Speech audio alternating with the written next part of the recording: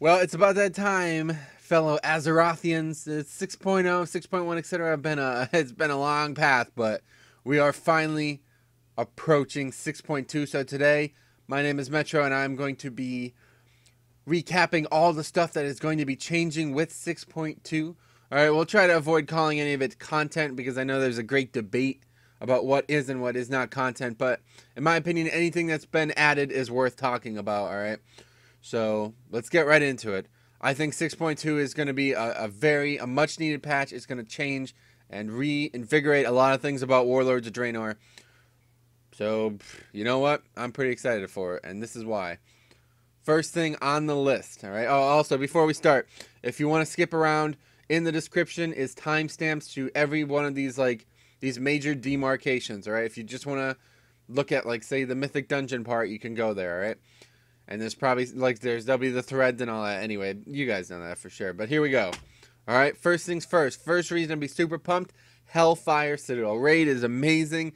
13 bosses. I haven't had a chance to test any of them on the PTR. Unfortunately, usually I do a lot, but I've been working, so I've seen them. I've seen a lot of them, and they look awesome. I can't say whether or not they're going to be as innovative as a lot of the bosses in Hellfire or in Blackrock Foundry and Heimall were, but I'd imagine they will be. They're in the same expansion. We'll see how it goes gear-wise. I'm a bit skeptical, but yeah, that's number one reason. Number two reason, Tanaan Jungle. Amazing. Think Timeless Isle, only 10 times bigger. Maybe not that many times, but it's so much bigger, and there's as much stuff to do. It's basically, I mean, it's the same thing, only it's brand new, and it's way bigger. All right, next up, another huge thing I'm looking forward to, Mythic Dungeons. I made a video a while back about why I didn't think Mythic Dungeons were the solution. It doesn't matter. I'm still excited for them for alts. I really felt like I didn't have a place for my alts this expansion, specifically because LFR was so garbage and people were so ridiculously selective about normals and even heroic runs. But think for Mythic Dungeons, challenge modes that don't scale. If you remember doing challenge modes when it was dropping 640 at completion, and it was the best gear prior to Heimall's release for those 3 weeks, then you understand what I'm talking about. You guys had to CC. You were under geared for them.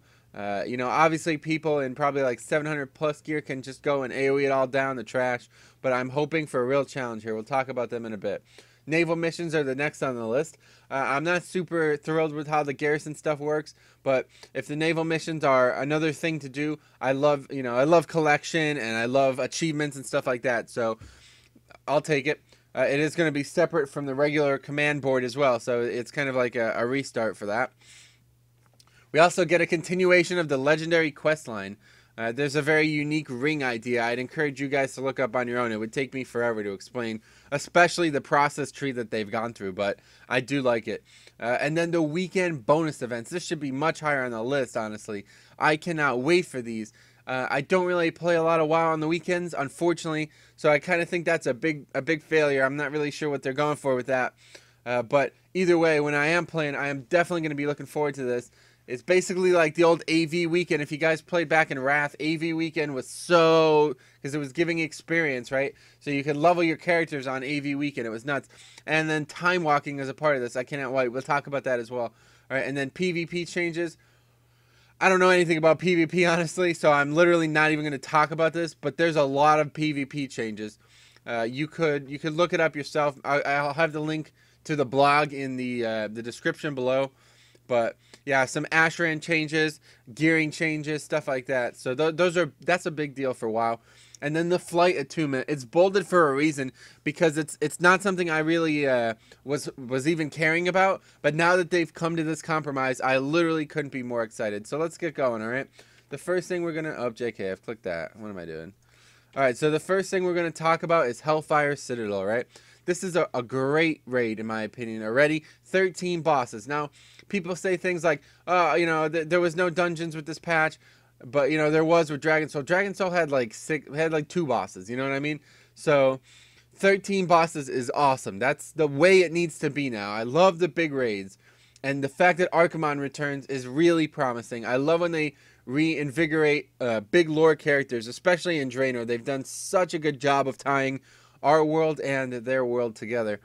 Then there's the item level ramp up, all right? If you guys aren't aware, normal is going to start at 690 and ramp all the way up to 705 within the same raid. So basically there's four, or is it going to be, yeah, I guess there's three wings of tiers, right? So 690 is the first, like, I guess 4 bosses, 695 is the next 4, etc. Final boss always going to drop 705, which is actually the same as the next difficulty. So for example, the heroic one, if you're farming heroic Archimon for months and you're still struggling on Mythic, it's actually worth doing Archimon. And they did say that there will be like a key process like there was for Blackhand, so that's great. There's also class-specific trinkets. I'd really encourage you guys to take a look at them.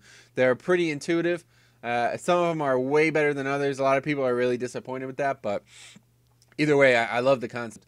There's also, I feel like the Citadel is doing a great job of rendering the notion of the Iron Horde, right? We've seen, you know, them under Garrosh and Grom, and then Grom falls, and now it's like Demon, and now there's actual demons, and, you know, the corruption and all that is just spectacular. There's a screenshot at the end of this that I think really captures it well. But we're going to move on to Mythic Dungeons, all right? I feel like this is a great step forward for Dungeons. And the reason I'm saying that is because everybody always says, like, oh my god, TBC was the best expansion. Well, understand that what they are doing here is literally what TBC was. TBC Dungeons were relevant for almost the entirety of it. Even at the end, like, even when Sunwell was out, Mythic 5-man Dungeons were pretty relevant there. It gave such good gear that it was actually, they were like almost as good as doing Karazhan. So now we are in the same position. These Mythic Dungeons are going to be giving gear that is better than Heimal and normal Foundry, all right? That's TBC, all right, whether or not you believe it or not. The dungeon difficulty isn't relevant because the game is different. There's no AoE threat back in TBC, so the dungeons are obviously going to be easier. They're going to move at a faster pace is the point. But I'm sure they'll still require some CC. We'll talk about that. Dungeons are going to provide an alternate path, as I just said. 685, all right. It's going to be the gear that drops normally. There's going to be a chance for 700 item level gear off the last boss. That's higher than most of normal Hellfire Citadel, right? All but the last like demarcation of bosses. And it's certainly higher than everything in Foundry. That's Mythic Foundry right there. So, yeah. They're mechanically as difficult as challenge modes, which is what a direct quote from Ian Hazakassis. But they don't scale, obviously. So, like I said, if you recall early challenge modes, you'll know what I'm talking about. That means that most groups will probably choose to CC. Like, there's a lot of good groups out there that are going to stomp them, but it's just like in TBC. Your casual pug is going to struggle. So, there's also a weekly reset on them, which is a big deal. You save to loot and not instance either. So that means that every week you can get loot. Once you've gotten loot, you can continue to do them, and they can be run cross-server. They cannot be done in the pre-made, or I'm sorry. They can be done in the pre-made thing, but they will not be queued for. You'll have to form your own group, and I assume fly there, which makes the challenge mode portals even more useful to have, which I'm definitely trying to get done. The difficult 5-man argument is something that only time will tell.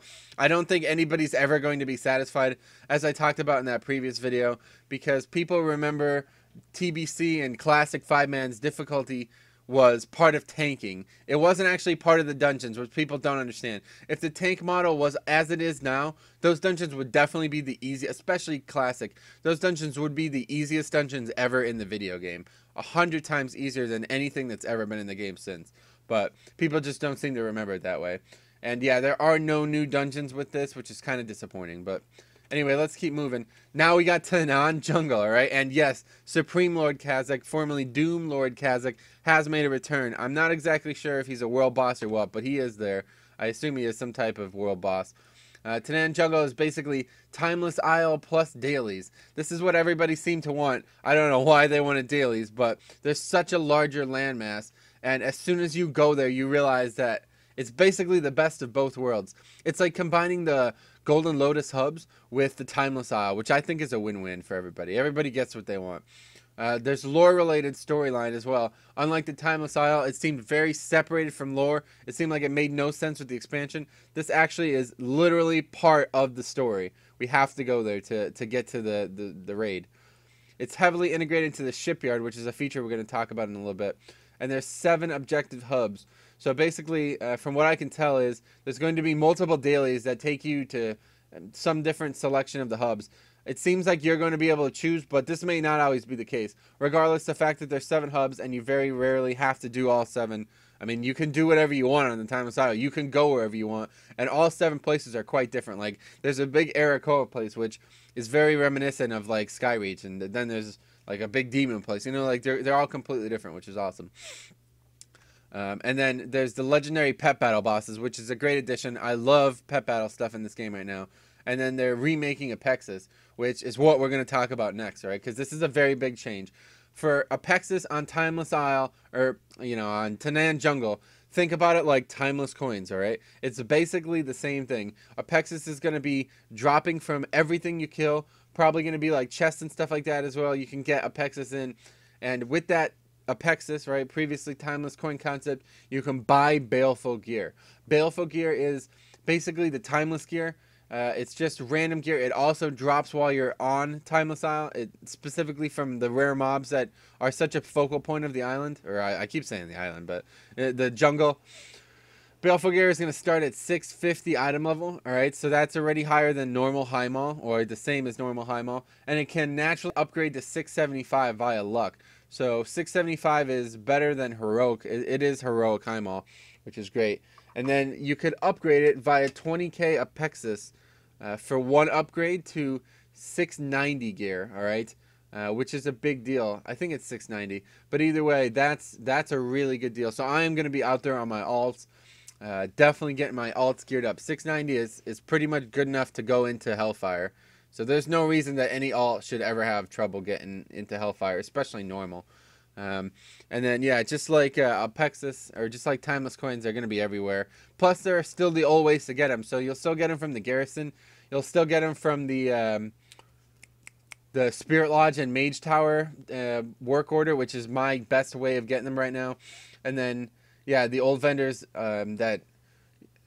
Well, so there's all new gear as well, which I talked about. But then the old gear is going to be sold for gold instead of Apexis. So I think that's a great compromise. People say it's pay to win because you can buy gold now, but it's fucking old gear. Like, it's garbage gear. You would just go to the island and get the gear. You wouldn't buy. You wouldn't spend. Like, anyway, weekend bonus events. This is the big. I feel like this is the unsung hero. People say like, oh, the patch is notoriously light on content. It's really not. I mean, I don't know how you could listen to what I've been saying and think that, but if you do, still, this is the reason not to, because this is repeatable forever, and they could really build on this as it goes. There's going to be a rotating schedule of 7 events. I'm not really sure how they're going to take this into the next expansion, but as for now, here are the 7, all right? And you can see this projected on the calendar for the end of time, basically, which is kind of strange. Maybe there is an end date, and that's kind of like oh, this is when the expansion's going to hit theory. But anyway, the first one is dungeons, all right? Yeah, while the dungeon weekend event happens, you get rep with a faction. I assume the faction is based on the dungeon, but you might actually be able to pick it, which would be great. And every time you complete, or I think if you complete like 3 mythic dungeons, you get a heroic Hellfire cache, which is going to be great because if this pops up the first like 2 months, you know, if you get this twice in the first 2 months, this is a very, very, very lucrative way of getting gear. Especially since mythic dungeons can drop 700 anyway. Then you got BGs. That's the second one. We're going to have 3x honor. All right. And this is going to be the same for arena skirmishes. Both are the same. All right. So we're just going to keep moving. I don't really like those. I don't really care about that. But I'd probably do BGs. 3x honor is cool. And you get some conquest above the cap, which is awesome. Like, so if you're capped already, you get conquest that actually adds on to that. Then Apexis, right? This is a big one. 3x Apexis from all creatures, meaning the Tanaan Jungle Apexis grind is going to be very, very lucrative, all right? And you could also complete a few assault objectives for lots of oil for the shipyard, which is like the garrison resources, right, of the shipyard. You need those. And I think that's going to really... I think assault objectives are from Tanaan Jungle, actually. I'm not 100% sure, but... 5 is pet battles, right? 3x pet experience is crazy. You can already get like 7 levels just from beating a trainer in Draenor 6.0 trainers with the Halon and having the power pet. So, yeah, you can pretty much boost a pet to max with 1 battle, which is pretty nuts. And then you can win PvP battles. I think it's 3 PvP, it might be more, but you win it's basically like a rare candy on steroids, right? It's got a name, Flawless something stone, It boosts them all the way to 25.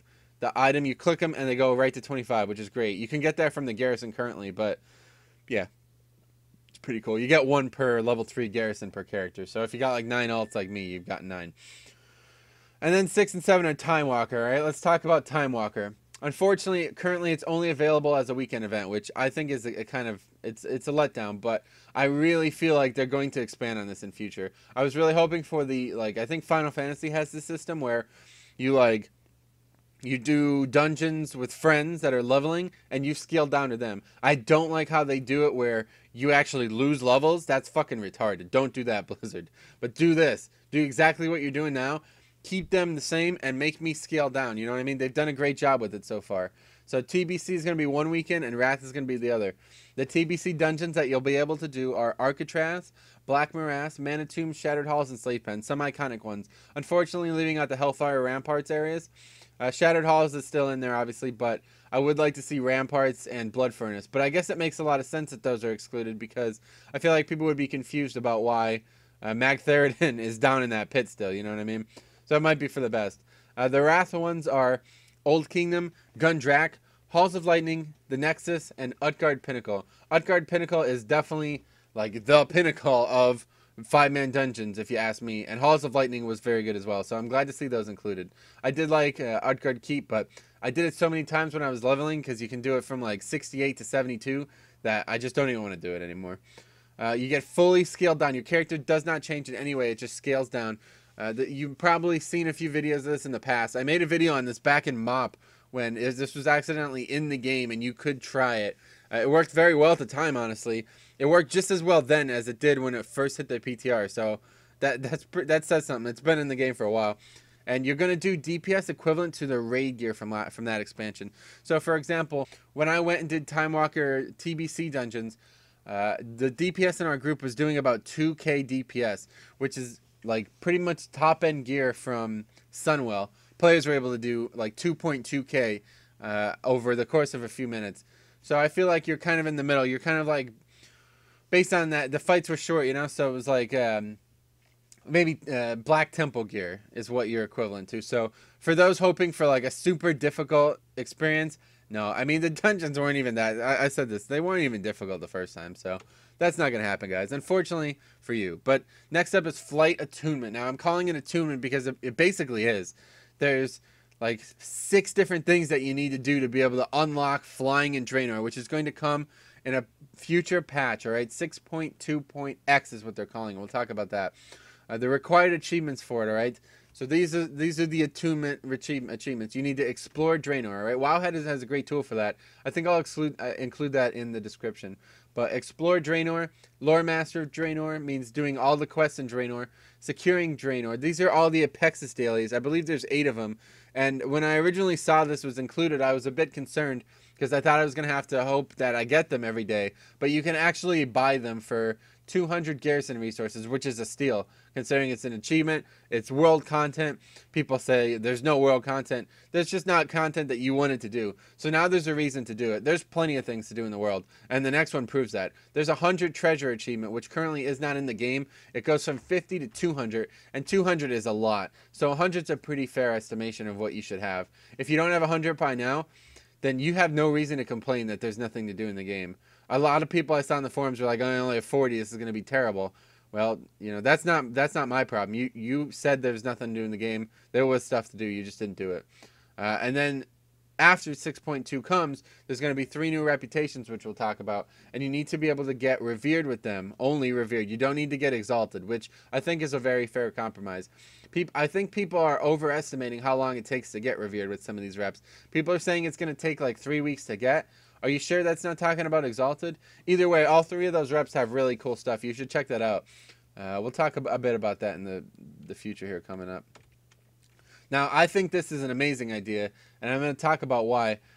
Basically, so everybody wanted flight for some reason. I personally didn't. I didn't care. Flying is travel. Who gives a shit about travel?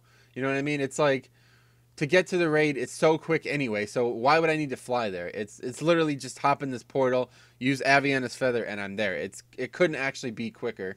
I'm still going to do the exact same thing to get to Foundry once I have flying. But everybody did want it. So the fact that they rewarded it with this major addition of outdoor content meta, right? Like, this is a very, very, very big deal. The fact that they were able to come to this compromise is huge because it solves two problems at once. Everybody said there was nothing to do in the game. Well, here you go, guys. This wasn't even needed to be added in a patch. This proves that there was plenty to do. And the fact that you can now do it to get something that everybody seems to really want is, oh my god, it's a rare win-win. And I agree with anybody who says that. 6.2 will contain the meta, all right? At first, it's going to give the mount Soaring Sky Terror. It's like a red lilac. It's a pretty cool mount, honestly. It's worth getting just to do that. But eventually 6.2.x, I spelled the men wrong. That's pretty embarrassing. Will amend the achievement to add flying as a reward. Now, people are speculating that 6.2.x is going to be the end of 6.2. I don't believe that. I believe it's going to be like 2 months in.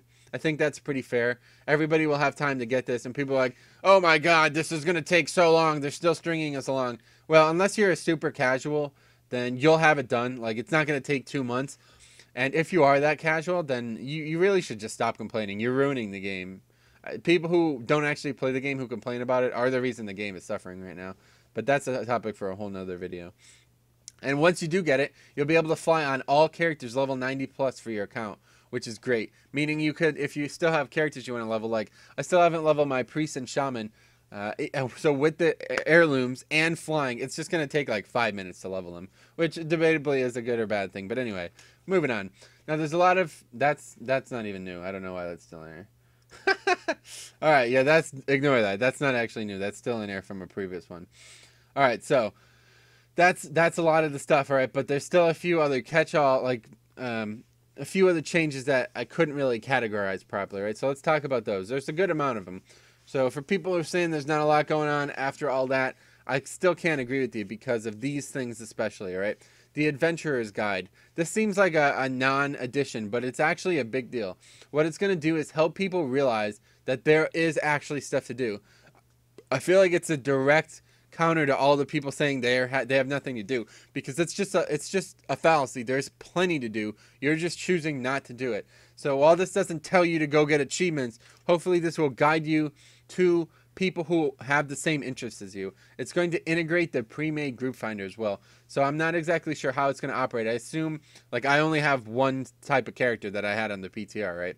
It was geared, and it just told me to go do the raid. But I'd imagine when you're in blues, it's going to tell you to go do maybe some 5-mans, maybe challenge mode daily, stuff like that. And it's going to kind of guide you along the way, help you gear up, and maybe it'll lead you towards, like, oh, you can get this pet battle achievement while you're here, something like that. I think even if it's not implemented at the start, this has very big promise to go forward, just like the Dungeon Journal when it was included. The Legendary continues. This is probably, I mean, it's standard at this point, but the ending between Khadgar and Gul'dan is going to definitely be epic. The fact that they already have the stature in the game means they know exactly what they're doing with it. And I think unavoidably Khadgar will die. It does seem like the character Cordana Felsong is actually going to be an agent of Gul'dan as well, but I don't want to spoil any of that. So we'll see that when it comes out. I'll make videos. And then there's new reputations, right? This is a big deal. The reputations award a lot of really good things, all right? And just to name a few, you can get mounts, which is pretty standard at this point. You can get boats, right? So the shipyard is actually something that... Did I not talk about the shipyard? Oh, yeah, I guess I missed it. Anyway, yeah, the shipyard is a big deal, right? So you can get boats for the shipyard, okay?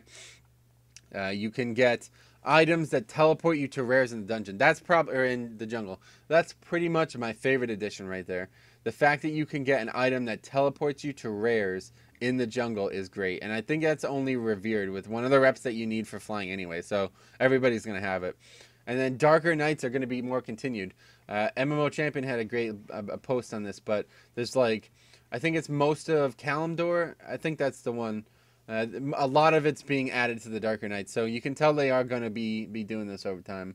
There's also JC Epic Gems. This pretty much, I'm pretty sure they've been off and on this topic, so I don't want to say something stupid, but it does seem like the Epic Gems are going to be required. You have to be a jewel crafter. You're not actually going to be able to do it in the garrison or any other way, which I think is the right thing, because people are really confused about the validation of professions, and this will help validate it, although the other professions are alienated. The CM daily dropped 680 gear up from 660. This is something that I always like, but nobody ever does the challenge mode daily. It's really unfortunate. I wish more people would do challenge modes because I feel like it's literally an inexhaustible source of interest that you could never be the best. Well, I mean, you could eventually, but very unlikely that you or me will ever be the best we can be at challenge modes. And I feel like they're always fun. And you can get good gear. 680 is very good gear. Heimel and Foundry are nerfed as per usual. But that you can still get the Black Hand mount 100% and the Cutting Edge achievement. So I've definitely considered going back and getting that done. You know, if you can clear out all of Mythic Foundry, I guess it's going to be a pain. But once you can get the key, and then you could just farm Black Hand's mount on an off night. Like, you can literally just go right to him and get the mount for somebody if it's easy to kill. And I think, you know, I think it's like a 10% nerf across the board with the gear we're going to have. I think it shouldn't be that hard. But anyway, there's also bonus roll changes, all right? This is a big deal. Obviously, also, you know, pretty standard at this point. But the Seal of Inevitable Fate is what the new one is going to be called, all right? You're going to be able to use it for Mythic 5-mans as well. So like I said, 5-man Mythics are going to be an alternate progressive path, just like in TBC. They're going to be content that players do, and that's the best content they can do. So they're able to use the seals as well, which is great, because if you're not able to raid, then you should be using seals there. And old seals can now be purchased for gold, which is a big deal. Previously, they could be purchased for like timeless coins, I think it was, in 5.4. But now that you can just buy them for gold means that you can just go and, you know, you can get a lot of gear out of the old raid. And you could have up to 20 now. You can only have 10. So you can just buy 20 a week and just, this is a big deal. Like, this is more of a big deal than I'm making it. You can just go, you know, go to Foundry, go do a Mythic Foundry and get, you can coin every boss twice. You know what I mean? If you wanted to, you wouldn't be able to do that. But yeah, that's a big deal. Personal loot changes as well. This is another feature that's an unsung feature. People don't really remember this, but this is a big one. This apparently should mean more loot than Master Looter. I'm not sure I like that because I feel like no Master Looter, like Master Looter is part of raiding, but they've done such a good job with, anyway, they've done such a good job with raiding that I can't really knock them on this. I guess this is better for like making more people want to raid, but it just kind of hurts me because, you know, I've always done Master Looter since ICC as the guild leader, but. And then there's going to be a new UI which shows loot more clearly. So that was part of the issue with personal loot. It was just like, what did everybody get? Did anybody get anything? And you'd be looking through the combat log or, you know, the green text on the side. So yeah, that's that. And then obviously there's the shipyard. The shipyard is pretty interesting. There's going to be like, you know, different fleets, and they're all going to have different interests. But yeah, I guess I've forgotten that, so I apologize. But anyway, that is one of the features as well, and it's a big deal. So that's that. I'm not re-recording that 28-minute video just for that. If you have any questions, let me know. Patch should be coming out. It very likely could be coming out the 16th, which is tomorrow, but I don't think so. I think it's going to be the 23rd. Unfortunately, it's the same day that Final Fantasy expansion releases. No surprise from Blizzard, but you can't say it didn't time out well. Like, this is 6 months from the thing, so if anybody's fault, it's Final Fantasies. Like, why would you release an expansion at this time? You know what Blizzard's going to do. If you wanted to release it 3 months from now or 3 months prior, it would have been perfect. But anyway, that's that. And here's a picture I'm going to leave you guys on. It's a bit scaled up, but it still should look good. This is what I'm talking about. You see how, you know, like, it's just, it captures everything about this expansion so well. The fact that there are demons, I think, is, a lot of people like that concept, and I like it as well, but this is really the antithesis of what we mean. You see the Hellfire ramparts up there being kind of like caved in by those demonic rock outjuttings. I don't know what's even happening there. And then there's like some Fellblight pouring off those, and then some blood of potentially a demon on both sides. It's really good, and I feel like this is going to be the most visually stunning raid, just because it combines so many different elements. So that's it. If you guys have any questions, let me know. If not, we'll see you on patch 6.2, which should be the 23rd. I can't imagine how it would be any later than that, but it might be earlier. I'm really excited. I know a lot of people are really skeptical about this expansion, but hopefully you guys understand after all this that they are really making big strides. Just the Timeless Isle concept coming back alone should be enough to satisfy a lot of people about no world content. So, see you guys there.